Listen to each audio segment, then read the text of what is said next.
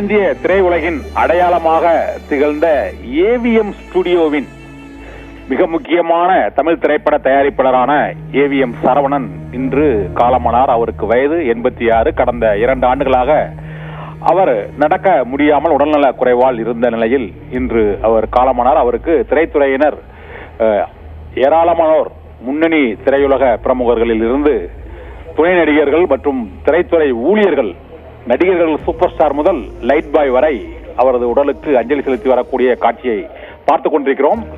அறிஞர் அண்ணாவின் ஓரிரவு, கலைஞர் கருணாநிதி வசனத்தில் சிவாஜியை அறிமுகப்படுத்திய பராசக்தி,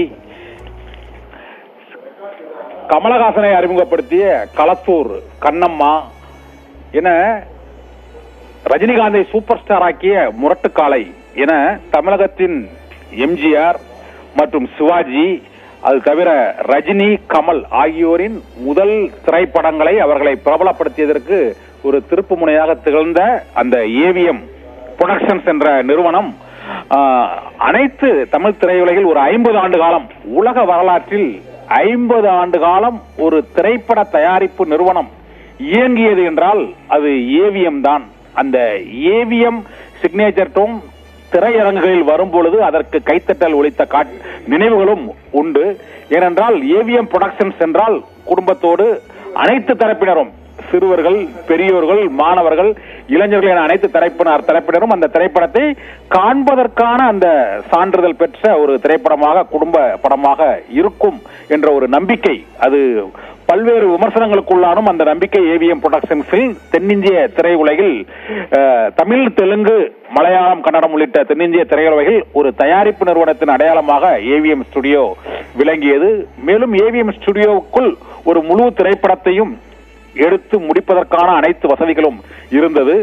மற்றொன்று, ஏவிஎம் திரைப்படத்தின் வெளியீட்டு தேதி அறிவிக்கப்பட்டு விட்டால் 50 ஆண்டுகளில், அது சிவாஜி படத்திலிருந்து அயன் படம் வரை, தயாரிப்பு தேதியும் அந்த ஷூட்டிங் முடிவடையும் தேதியும் முன்னரே முடிவு செய்யப்படவும், அந்த தேதிகளில் தான் அந்த திரைப்படம் வெளியிடப்படும் என்ற அந்த சினிமா தயாரிப்புக்கான இந்த இலக்கணத்தை கடைபிடித்த ஒரு கடைசி நிறுவனம் என்று ஏவிஎம்ஐ கூறலாம். ஆவிச்சி மெய்யப்ப செட்டியார் என்ற ஏவி மெய்யப்பன் செட்டியாரால் தொடங்கப்பட்ட ஏவிஎம் நிறுவனம் ஓரிரவு, பராசக்தி, களத்தூர் கண்ணம்மா முதல் தமிழ் திரையுலகின் மிக முக்கிய நடிகர்களான எம்ஜிஆர், சிவாஜி, ரஜினி, கமல், ஜெமினி கணேசன், இப்போது நடிகர் விஜய் மற்றும் கார்த்தி, சிவகுமாரின் மகன் கார்த்தி, சிவகுமாரின் பெயரை பழனிசாமி என்ற பெயரை சிவகுமார் என்று மாற்றியதே ஏவிஎம் மெய்யப்ப செட்டியார் தான் என்பதை இப்பொழுது சிவகுமார் அந்த அஞ்சலி செலுத்திவிட்ட நினைவுகளில் அவர் பகிர்ந்து கொண்ட அந்த காட்சியையும் நாம் இப்போது பார்த்துக் கொண்டிருக்கிறோம். 50 ஆண்டுகளாக தொடர்ச்சியாக திரைப்படத்தை தயாரித்து வந்த போதிலும் இன்றைய வளர்ச்சிக்கு ஏற்ப, திரைத்துறையின் தொழில்நுட்ப வளர்ச்சிக்கு ஏற்ப அதை மாற்றி அமைப்பதிலும் மிக முக்கிய பங்கை ஏவிஎம் நிறுவனம் வகித்து வந்தது.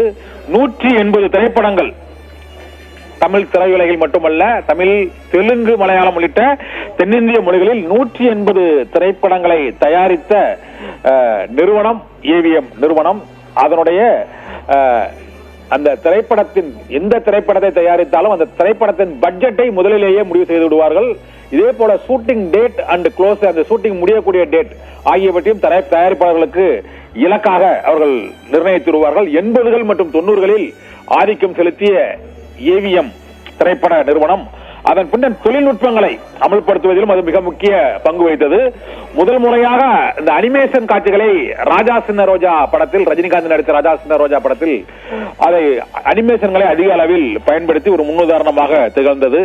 அதன் பின்னர் புதிய திரையுலக புதுமுக நடிகர்களுக்கு, அது சிவாஜியாக இருக்கட்டும், கமலஹாசனாக இருக்கட்டும், ரஜினிகாந்தாக இருக்கட்டும், அவர்கள் ஏவிஎம் புரொடக்ஷன் படங்களில் தான் அவர்களுடைய ஒவ்வொரு தீபாவளிக்கும் சகலகலா வல்லவன் வெளியானால் அப்போது பாயும் புலி ரஜினிக்கு வெளியாகும். இதே போல ஒவ்வொரு தீபாவளி, பொங்கலுக்கும் ஏவிஎம் புரொடக்ஷன் படங்கள் 2 சூப்பர் ஸ்டார்கள் வச்சு, ரஜினிகாந்த், கமலஹாசன் மற்றும் எம்ஜிஆர், சிவாஜி, எம்ஜிஆருக்கு அன்பேவா உள்ளிட்ட திரைப்படங்களை உயர்ந்த உள்ளம் சிவாஜிக்கு என அந்த முக்கியமான நாட்களில் அந்த திரைப்படங்களை வெளியிடுவதில் ஏவிஎம் புரொடக்ஷனின் திரைப்படங்கள் தான் நாளிதழ்களில், விளம்பரங்களில் இடம் பிடித்திருக்கும். ஒரு புறம் ரஜினி என்றால் மறுபுறம் கமலஹாசன் திரைப்படம் இருக்கும். இரண்டுமே ஏவிஎம் புரொடக்ஷன்ஸாக இருக்கும். அதே போல சிவாஜி எம்ஜிஆர் திரைப்படங்களும் அதே போன்று ஏவிஎம் புரொடக்ஷன்ஸ் என்ற பெயரில் வெளியாகும். அதற்காக ரசிகர்கள் அந்த படத்தின் வெற்றி நிச்சயிக்கப்பட்ட வெற்றியாக இருக்கும். பெரும்பாலான திரைப்படங்கள் 180 திரைப்படங்கள் என்றால் அதில் 150க்கும் மேற்பட்ட திரைப்படங்கள் வெற்றி படங்களாக இருக்கும் என்ற வெற்றிகரமான டைரக்டராக திகழ்ந்த ஏவிஎம் சரவணன் அவருடைய வெள்ளை உடை போலவே திரைத்துறையை சேர்ந்த ஊழியர்களுக்கும் வெள்ளை மனத்தோடு அவர் பல்வேறு உதவிகளையும் மற்றும் அவர்களுக்கான ஊதியத்தையும் நிலுவையில்லாமல் கொடுத்தவர் என்ற நற்பெயர் ஏவிஎம் சரவணனுக்கு அவருடைய தந்தை ஆவிச்சி மையப்ப செட்டியார் காலத்தில் இருந்து ஏவிஎம் சரவணன் காலம் வரை இருந்தது. அவருக்கு திரையுலகினர் இப்பொழுது ரஜினிகாந்த் மற்றும் சிவகுமார் உள்ளிட்ட முக்கிய திரையுலக பிரபலங்கள் அஞ்சலி செலுத்தி வரக்கூடிய அந்த காட்சியை நாம் இப்போது பார்த்துக் கொண்டிருக்கிறோம்.